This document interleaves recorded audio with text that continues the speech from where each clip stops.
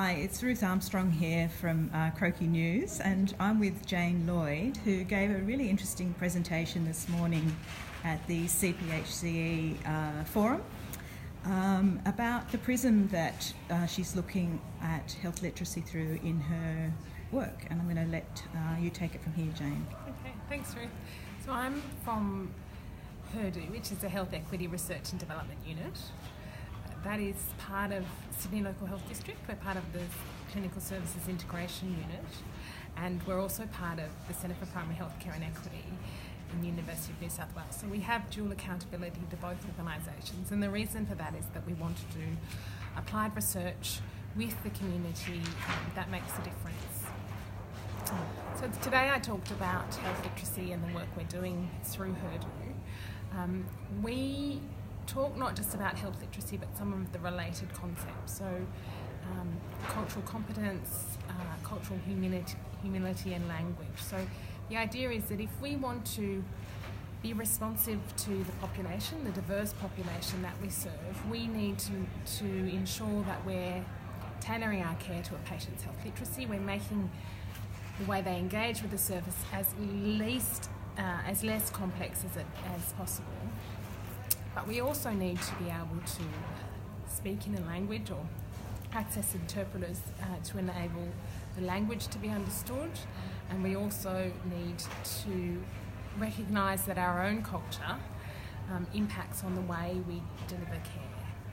So today I talked about the concept of cultural humility. We're not talking about just patients' culture and communities' culture and culturally and linguistically diverse communities, but that we recognise that health professionals themselves have a culture and organisations have a culture, so that if we take the chance to reflect on what we do and why we do and how we think, what our biases are, our invisible cloak of bias, then that really provides a basis for being able to work in a shared way with the community.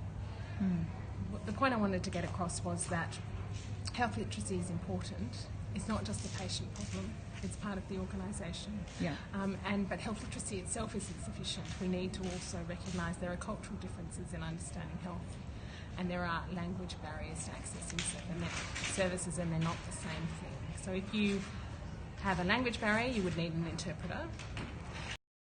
And we might need to reflect on how we present ourselves and how we receive patients. And if you want to do something about health literacy, then you have a different set of strategies, but all of those are necessary for responsiveness.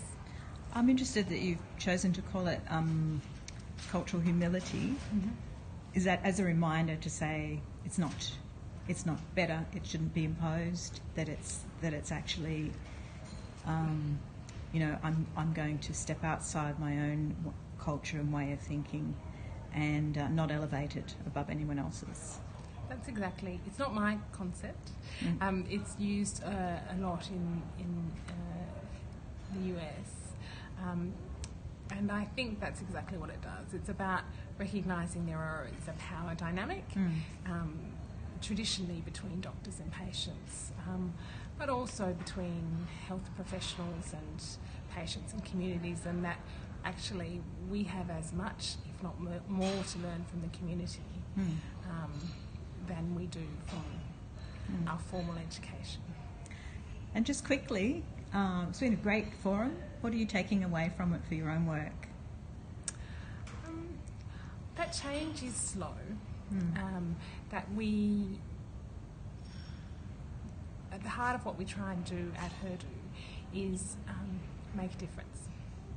And so it would be a lot easier to do descriptive research that described problems, but what we're trying to do is actually design with the community and with health services interventions and evaluate their effectiveness of making a difference. But they're not on easy, narrow topics like smoking or a particular behaviour. It's on changing systems to be more equitable and health literate. So I take heart that it's complex and it will take time and we will need a range of different strategies, and that this is sort of a decades-long approach to working, not a year or two project. So heartened by that was echoed throughout the day. Yes, you've got time to grow old with the concept. Yes. Thanks, Jane. Thanks, Rick. Okay.